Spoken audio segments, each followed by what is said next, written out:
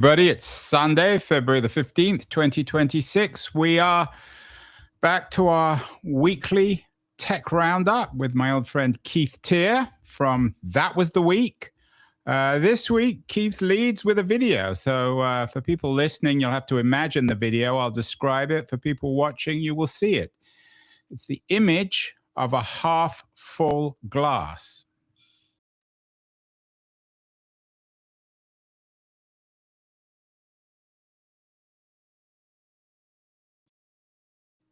All that silence for people listening who can't see. One glass was half full of delicious looking water. The other glass was half full of very unpleasant looking insects. Keith, I assume this was made on AI? It was made on Google's, what's it called? I forget what they call it, VO. Their video generation tool, but it's is your new middle name Scorsese or Coppola? You've become a filmmaker. I did think the spiders were awesome, and you said half full, but at least one of those glasses is half empty. Yeah, and one of the glasses is half. Well, that's the whole point, of course, of the editorial that Keith is creating a metaphor around. The title of this week's newsletter, That Was the Week's newsletter, is AI Fallout. And it's a matter of perspective. Depends how you look at it. On the one hand, the glass is half full of water. On the other hand, it's half full of spiders. So tell us these two perspectives, Keith, what they mean and why you chose it. Well, it was really driven by the essay "Something Big Is Happening," written by Matt Schumer. That was a fairly grandiose reckoning of what's happened in AI in the last 2 weeks from his point of view in his job as an engineer. And he made the point that he stopped writing code. It's a bit like last week I said I've abandoned my software that I used to do. That was the week. Except he took it much further, and he did it as a Twitter essay, and he got more than 50 million views. So it became viral. Because of that, lots and lots of people responded to it, and there's 6 essays in this week's essay list. I think more than half of them all are consequences of Matt Schumer's essay, which is saying that the end of, in quotes, white collar work is much nearer than any of us imagine. And secondly, advice to people, especially engineers, is become the expert in using AI in your environment very quickly, because a year from now, everyone will be an expert. But if you do it really quickly, you can be the guy internally or girl internally who is looked at as, you know, the one to go to, and so you can preserve a position within your organization. So some people described it as slop because he probably did use AI to help him write it, but it is coherent slop. So he got 50 million views. This Matt Schumer thing, something big is happening. It's not exactly news. Everybody knows something big is happening. What is he saying that's original or important? Timing, that it's happening now, and literally next week, unless you change what you're doing, you're going to become irrelevant. Wow, that's dramatic. Every week, though, Keith, we hear the same message. Every week, this is the biggest week ever in AI. It changes everything. And then next week, we have the same message. When's this going to stop? I think implicit in the very nature of AI is that it isn't going to stop. So we're going to be doing this a lot. So shouldn't we be a little bit more careful? And I mean, I take Schumer's point. Something big is happening. There's no doubt about that. Although I'm not sure anything bigger is happening this week than last week or next week. Shouldn't we be a little more careful about always saying every week? This is, after a while, people are just going to get bored or sick of hearing about it. Well, yeah, you can't. The headline disguises the detail. The aha is in the detail, not in the headline. The detail is that, and I don't know how much you want to go into this, so distract me somewhere else if you don't, but Anthropic's Opus 4.6 and Codex 5.3, released in the last 2 weeks, are a step change in how you use AI. In the past, you kind of had this interface where you typed in prompts and got something back.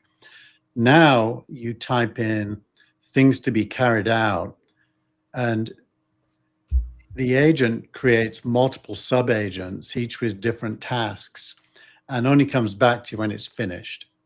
So you can sit there for 30 minutes or longer, actually, and you get a finished product out of it. I put a link in the editorial to venturebets.io, which I built this week in a day. And it's a prediction market for venture capital. And I literally told it what I wanted, and it went and did it. And there was a lot of back and forth, maybe half a day's back and forth where I tweaked it. But for the most part, it was written by one of these new models and these new multi-agent approaches with skills. And it is, it's kind of like a Polymarket or a Kalshi level of quality prediction market.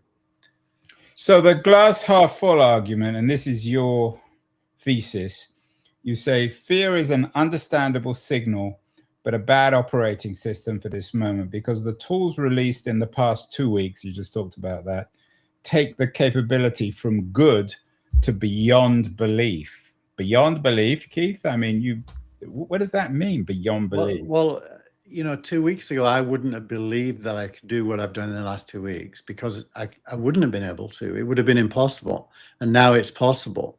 So, you only really know it if you're using the tool in a specific way that it's designed to help you with. So I would excuse anyone for being on the fear side if they're not using the tools and they don't have a purpose for the tools. But if you're using them and you have a purpose, I use them also for That Was the Week. I've given 3 examples of how I use them this week. One is That Was the Week. The second is this venturebets.io, and the third one is what I did with my signal rank work, and it is night and day more productive, better quality, less if not zero mistakes. But I can't comment on the other two, but let's use That Was the Week. It seems to me on the other end, I mean, I use AI too, but not in the way you do, that it looks the same. The editorial is still a bit sloppy. It often sounds like it's written by AI. What's changed? Is it just you're more efficient? So in the past, I had a workflow that involved curating articles from a feed of roughly 250 websites.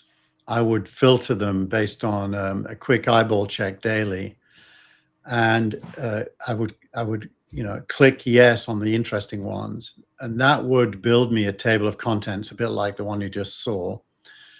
And then I would write an editorial on top of that.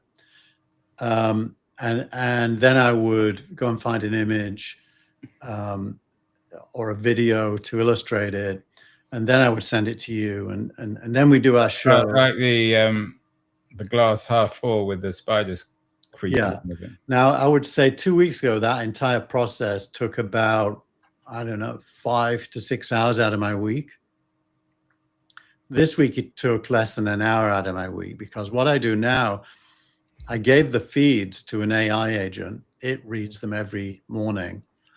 It auto-selects using quality and depth as its criteria. Anything that it thinks would qualify for my taste test, I then vet that and say yes or no. That takes 2 minutes every morning. It then builds a draft, which iterates daily. It's building it, not me. It publishes that draft to a URL, which is the one I share with you, Andrew, creatorautomation.ai/current, which is always every day it iterates. And then on Friday, a headline writer looks at it and suggests some headlines.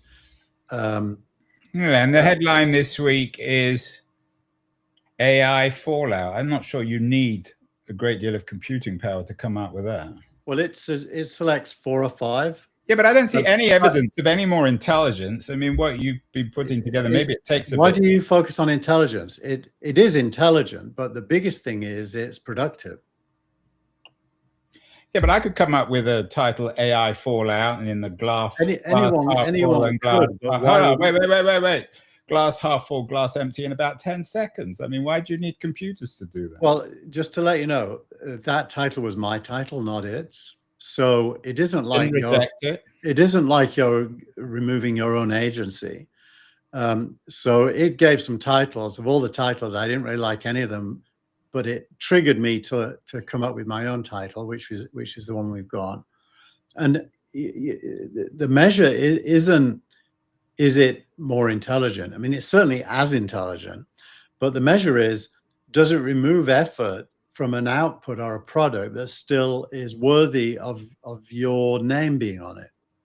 Yeah, I don't really understand why. I mean, I like your product, that was the week, but it's a series of links. I'm not sure why it takes you 6 hours to put together. Well, you have to read a lot to get to those links. I mean, that link is a small subset of everything. So you're trusting the algorithm to read these links. And that's the difference. So rather than you spending 6 hours reading these links and these articles and deciding, curating which pieces get into that was the week, the bots are doing it for you. Is that basically the difference? Yeah, and building output files, which would normally involve you copying and pasting and stuff like that, which is effort. The actual effort that would go into it is now 100% not my effort. So that's the glass half full. That's the glass in your image with water. The other image of the empty glass with spiders crawling out of it is the half empty side. You acknowledge that the fear is not irrational. What's happening here? Why are the arguments about the glass being half full when it comes to half empty when it comes to AI? How are they credible, Keith? Well, so there's a bunch of, it comes out of the essays, and there's a bunch of the essays, like Noah Smith has 2. One is called The Fall of the Nerds, and the other's called You Are No Longer the Smartest. You are no longer the smartest type of thing on Earth. The coming of AI means that humanity's destiny is mostly out of our own hands. And which is it's the kind of article we've been reading endlessly for years. It's not very original. Yeah, but you're missing the specificity in history of the moment. The moment is that it used to be just science fiction declarations. There's now physical evidence of it happening.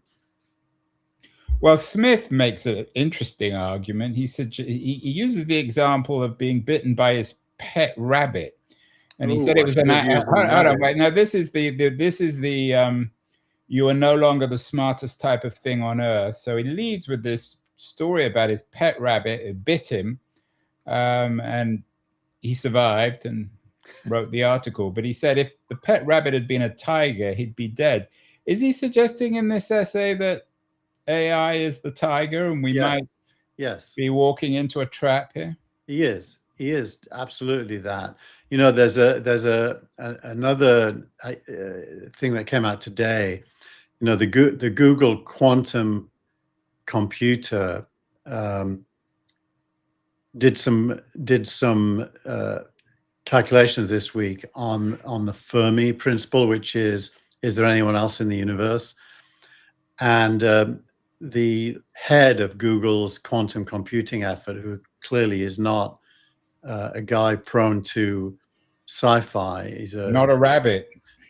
He made the point that the only way that a quantum computer could do the number of calculations required, which would require more than the total number of atoms in the universe, is if there were parallel universes. And it could draw on resources from parallel universes, which sounds like crazy sci-fi, right? A YouTube video immediately, came in and said that silence in the universe is a function of the fact that when AI meets quantum computing, civilizations get wiped out. Yeah, again, borrowing from Gandhi, one wonders exactly what a civilization is. But I'm not really convinced by this. I mean, we have another piece in The Atlantic by Josh Tyrengl. America isn't ready for what AI will do to jobs. I've been reading these articles for years too. They haven't quite happened. Has anything happened in the last 2 weeks, Keith, to suggest that AI is about to wipe out all the lawyers or engineers or software designers? I think what happens every week is evidence of those, hasty conclusions becoming justified by more evidence. And, this week, for example, Dario Amodei was interviewed a couple of times. He's clearly on a PR binge. The CEO of Anthropic. Yeah, and he did make the point that white-collar jobs may be, and by the way, the CEO of Microsoft, Satya Nadella, repeated this. 2 years from now, there may be no white-collar jobs left. Say that again? 2 years from now, all white-collar jobs may What is a white-collar job? You mean like a lawyer, an accountant, an engineer? You mean they'll all go in 2 years? Yeah, the AI will be better than any human at almost, every one of those jobs. But that's one thing. Maybe that's true, but it doesn't mean that all the jobs will be gone. Well, they certainly have changed, which is that's different from by the saying way, that is gone. That is Matt Schumer's essay. Now is the time to change, and you better change quickly before it's too late. Otherwise, you'll be one of those that isn't required anymore.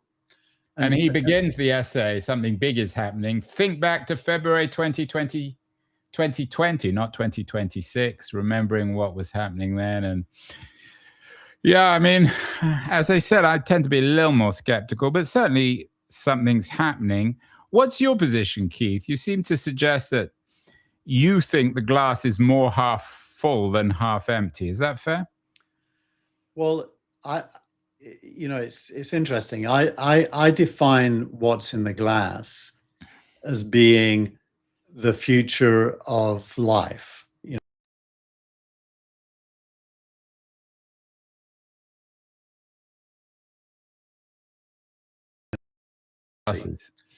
But I don't think the glass is jobs. I think the glass is what is the human experience post-automation. And so in that sense, I welcome and embrace that jobs end up being unnecessary, that are currently necessary. Why? Because it releases time for humans to do more interesting things. And I think the whole history of the human race is the urge to have time to do more interesting things. I agree. I think humans should be free to make videos of insects crawling out of glasses. Although there was another piece which actually didn't link to this week that suggested that one of the reasons, or the main reason, why the American job market or the American employment numbers are actually still quite healthy is because everyone's working in healthcare. So I'm not sure. Maybe AI will change some stuff, maybe in the software business, but certainly when it comes to healthcare, there are always going to be a lot of white-collar jobs, for better or worse. It's probably mostly for the worse. You mentioned Amodei, Keith. Anthropic had another good week. FT you linked to Anthropic's breakout moment. Are you beginning to acknowledge that Anthropic is a real competitor to OpenAI? In the past, you haven't, I don't think.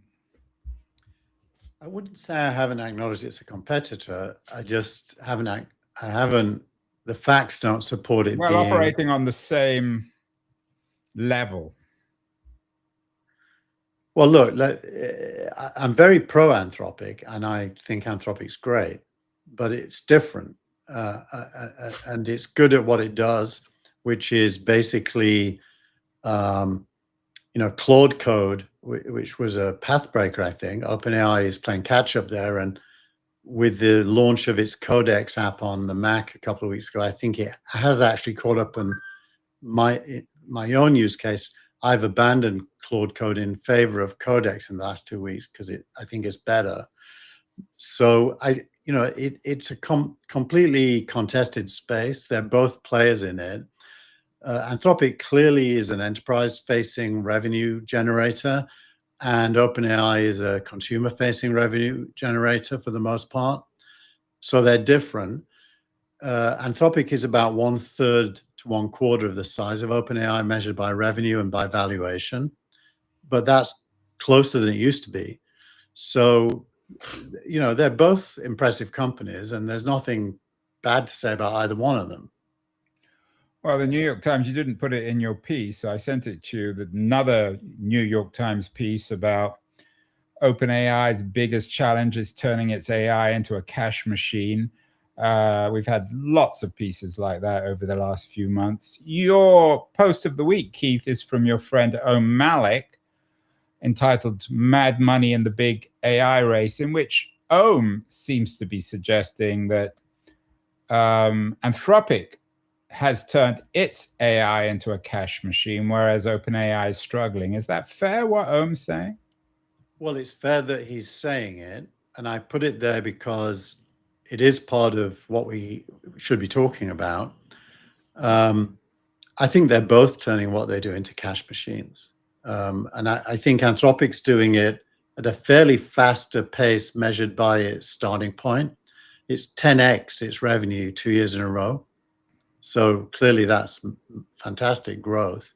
But OpenAI is no slouch. It's got a much bigger base, and it's still more than doubling its revenue from a base of... So I've asked you this before. Why are there so many skeptical economic pieces on OpenAI? Is it because people don't like Sam Altman, because they're against OpenAI, because they're envious, or is there a real case to be made? No, I think there's a certain common sense that kicks in whenever there's dramatic change like this. Another word for common sense might be disbelief. And I think the natural starting point is disbelief and being aghast at the scale of things. And so there's a natural tendency to assume that OpenAI is, the main evidence of a bubble. But the minute you start putting numbers and growth curves and start looking at the facts, OpenAI's actual spending versus, not projected spending, but actual spending versus its revenue growth certainly depicts a very healthy company.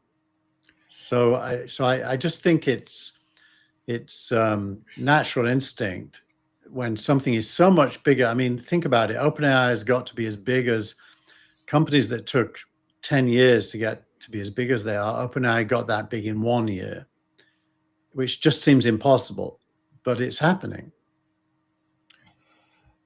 It's the week after the Super Bowl. We talked last week about the advertising, how angry Sam Altman appeared to be at Anthropic's ad during the Super Bowl, mocking OpenAI's embrace of advertising. A lot of people suggest a degree of hypocrisy on the part of Anthropic. Has there been much post Super Bowl reaction, or we've just moved on to the next big thing? It's moved on, really. It was, to be honest, it never really worked for Anthropic the way they hoped it would. It hasn't. They got a lot of press, for better or worse, which is they got a lot of press, yeah. But I don't think it shifted the belief. And what happened this week is OpenAI actually shipped ads in its products for free users, and they were very undramatic and nothing like what Anthropic depicted they would be.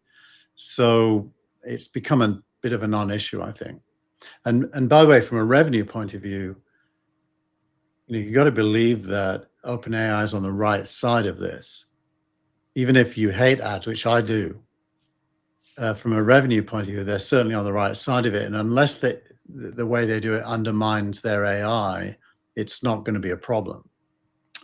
My interview of the week, which you always generously add to your newsletter, is from an Oxford political scientist with the wonderful name of Pepper Culpepper. His parents, he told me, were hippies, which explains his first name, who's written a book on billionaire backlash and the reaction. Particularly, we of course talked about Epstein. you never include much on Epstein. Is there any impact, Keith, on the tech community and all these Epstein revelations with Musk, Thiel, Bill Gates? Well, there is. I mean, my own perception is, if you throw a pebble into a pond and it creates those circles that go out from the pebble, I think the Silicon Valley engagement with Epstein is in those outer circles. People like Joey Ito, Reid Hoffman, Jason Calacanis was mentioned this week a couple of times. And the thing about Epstein is he was an influence curator. And most of the people that he sought to get into his orbit had nothing to do with his own sexual proclivities. It was influence gathering, if you will.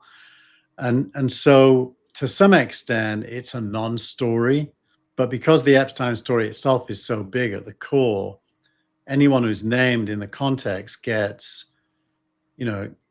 tarred with a brush that probably isn't appropriate. But I think it's mostly a non-issue. Another piece you linked to this week, which I thought was interesting, was a piece in Wired about how Greg Brockman, OpenAI's president, gave $25 million to Trump. I assume there's a good cop, bad cop routine within OpenAI. So Sam Altman was left out of this. I'm not sure whether he was involved in any way. Anthropic seems more sympathetic to the Democrats. It's hard to imagine Dario Amodei giving money to Trump. To what extent has Anthropic become the party of the company of progressives, and OpenAI the company of conservatives? I hope not very much. I mean, I think you're right how you characterize it, and certainly in the zeitgeist, that is how it feels. I hope you're wrong, because you said I hope I was right or wrong. No, I hope the zeitgeist is wrong, not you. And the reason is, I think currently at least the Democrats represent a desire to regulate. And Anthropic meets them there because it has been broadcasting its belief that there's a need for regulation for a long time now. And by the way, OpenAI has tended to agree with that. But I do think there has not been any regulation. And I probably think there will not be any regulation. So I think the truth is that this is all, favor garnering, not substantive at all. And that, most of these people are more focused on building AI and tech than they are on garnering attention from politicians. So I hope that it isn't as clearly divided as the zeitgeist seems to imply. It might be. I mean, Dario Amodei certainly has doubled down on some of those narratives in recent weeks, and maybe he's, he donated 20 billion to a super PAC, I think. Another piece of very interesting. Sorry, 20 million, not billion. Very interesting. What's the difference between billions and millions, Keith? Another very interesting piece that that we talked about, I'm not sure if you added it to the newsletter, but it got a lot of press this week, was Google gearing up to sell a 100-year bond to fund some of their investment in AI. What do you make of this? Are these companies now more powerful financially than governments? Well, what is a 100-year bond? A 100-year bond is a promise to pay for the next 100 years some rate of interest to somebody who gives you money. And it's like government bonds are like that. You can buy a 30-year bond and get 4% or something like that. So to buy a corporate bond, you have to believe that company's going to be around for 100 years. So it does represent confidence in longevity of Google if you buy that bond.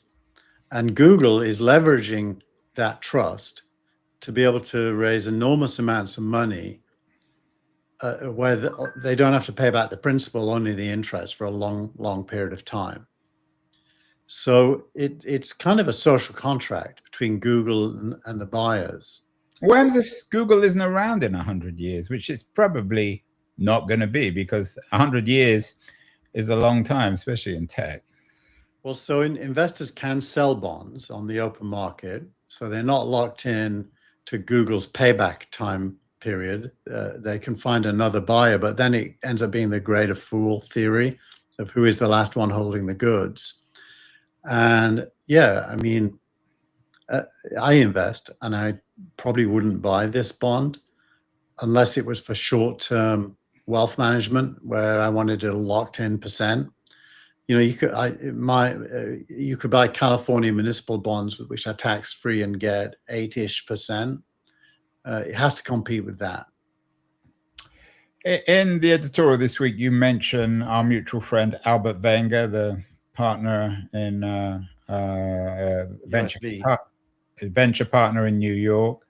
I saw him a couple of weeks ago in New York. He said to me he expects in the next year or two there'll be, what he said, robots on the street. Your startup of the week is Apptronic, a humanoid, whatever that means, robot startup that's raised almost $1 billion at a $5 billion valuation. Where are we with companies like Apptronic, Keith, in terms of these products actually being ready to go out, so to speak, on the streets?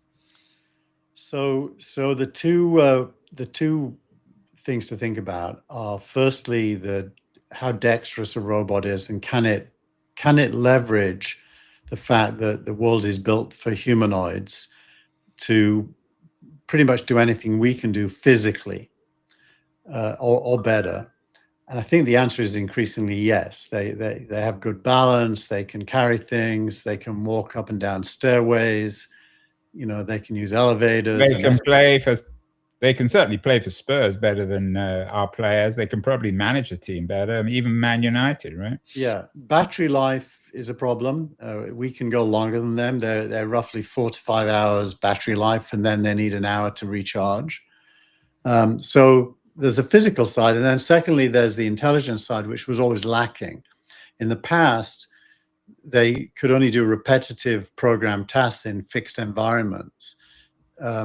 With LLMs and reasoning, and now the new models that are emerging, especially continuous learning models, which are under the radar right now, but are the next thing coming, they're going to be able to manage the real world whilst reasoning about the real world, and be able to perform tasks in environments that are not fixed.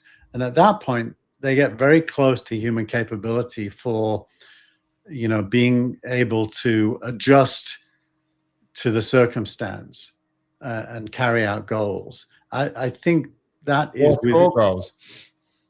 Yeah, or score goals for that matter. Yeah. So we're not there, Andrew. The honest truth is we're not there. Constraints are still important. Fixed environments are relatively still important, but we're rapidly approaching the point at which that isn't true. Yeah, and the more you talk, it reiterates that wonderful novel. I'm not sure if you read it. Kazuo Ishiguro, Anglo-Japanese novelist. Clara and the Sun came out in March of 2021, which imagined a world where you'd have, I guess, what we might think of as humanoid robots. It's harder and harder to distinguish. It's a brilliant novel because it was so believable. And it seems as if, Keith, for better or worse, we are sailing into Clara and the Sun. Is that fair? Yeah. And the artificial friend part of Clara and the Sun, which is where there's an actual relationship, is increasingly happening. With AI. With AI and humans, on, you know, one on each side. The thing we talked about a couple of weeks ago was Claude, CLAWD, which is now called OpenClaw. And the founder was interviewed by Lex Fridman this week for 3 hours. But as you look at, I use it. It's increasingly companion-like. You know, it asks me every morning, is there anything I want it to do for that was the week, for example? And if I hope you tell it to piss off. I don't. I say, yeah, can you go and double check the selection of articles is good enough? Why don't you ask it to replace me? Well, that would be, I don't think anyone could replace you, Andrew.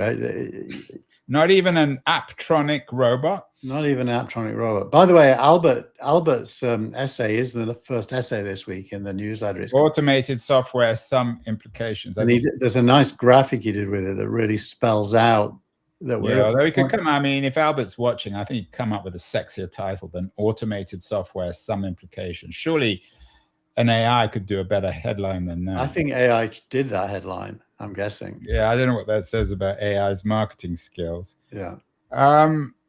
In all seriousness, though, Keith, and I'm not going to run the video again because it means that we can't speak, but your video of this glass half full versus this glass crawling with insects is one metaphor, but maybe a better metaphor is the frog one of us humans being in a boiling pot, and we don't quite realize how hot it's got, and we're actually boiling to death until we do indeed boil to death. I think that's maybe one of the points in Clara and the Sun. Do you think that's a useful metaphor, that we're all in this pot now and it seems very warm and pleasant, and suddenly we're going to burn up and that will be it for us as a species? Well, a passive humanity could certainly have that in its future. So the real question comes down to human agency. Are we passive humans boiling in a pot, or do we have agency? And certainly my last 2 weeks, I've never worked as hard in my life. Well, you said you didn't work hard. You saved 5 hours. I worked hard on different things. So what did you do with that 5 hours that you saved on doing that was the week? I trained agents to do more of my jobs. I've now got maybe 20 agents doing specialist jobs for single rank that I used to do myself. There's an army of bots out there doing Keith's work for him. Yeah. And at what point will these agents decide that you're superfluous? I don't think they can, because they need access to my databases, which I give them. They need me to sign off on what they produce, which I do. And if I don't, they don't publish it. So, I think my agency has been strengthened, not weakened. So I don't feel like I'm in a boiling pot. I feel like, in a way, I've gotten out of a mundane mouse in the treadmill life to be much more determining how I use my time on things that have higher value. So we've got lots of metaphors: mouse on a treadmill, frogs in a pot, insects crawling out of empty glasses. Finally, Keith, are we going to continue to have these weekly discussions where we basically discuss the same stuff? Is there going to be a moment this year where suddenly it's self-evident that everything's changing, rather than just have all these articles that talk about being bitten by rabbits and that sort of thing? I'd almost turn that back on you, what you think, because you play the role of pushing back appropriately. But I know you also use AI a lot. What's your finger on the pulse of where we are? And I still think we're incredibly early, and we're going to be astounded over and over again by things that happen in the future. Yeah, and I think there was a report on this. There's a report on everything, but there was a report on this suggesting that staff who use AI are working harder and harder. And certainly for me, the more I use AI, and I agree, it's incredibly useful and saves huge amount. And not so much saves time, but it allows me to do stuff that I never would have even conceived of trying to do previously, like summarize these conversations in like 5 seconds. Otherwise, I'm not going to spend hours doing it. It's just not worth it. But our class, shall we say, Keith, our AI class, or people who understand this technology, who embrace it, who use it, who pay for it, we're working harder and harder. And again, it comes back to another theme that comes up every week. The gulf between the AI class or the techno class or Silicon Valley, or however we want to put it, and everybody else is growing larger and larger. So I'm certainly not in your camp imagining a world where there's no longer any work. In fact, the reverse is true. I think that for our class, there'll be more work. For better or worse, we want the work. It makes us rich and happy, but everybody else is going to be out of luck. Well, look, I think that's probably a doomster view. Out of luck. View. It's just there's no doom there. It's just my observation of two types of people. On the one hand, people who use this technology, who will become busier and busier, and whose lives will actually acquire more meaning and excitement and probably wealth, and those who aren't. I mean, your idea is that somehow technology will liberate us and then everyone will be able to do whatever they want. I just don't buy that. Well, the phrase out of luck is the same as the phrase no need to work. And the only difference between the two is whether you have a lifestyle that's funded. And so I think actually the real discussion is about how human life is supported, and especially a life of choice and leisure, which on the face of it are good things. How are those supported by what is largely going to be an automated production of value in the non-economic sense, value in the human sense. And I think that, you know, it's entirely possible to believe any end game, a terrible one and a fantastic one. And which of those two ends up happening really comes down to what we want to happen and how we act to make it happen. In other words, the glass is half full, and at least according to Keith Tier, the publisher of That Was the Week, it depends on our agency. We can make our future. We can choose to make our future or choose not to. I hope he's right. We will be back next week, probably talking about why last week was the greatest week in the history of technology and how everything has changed. Thank you so much, Keith. Bye.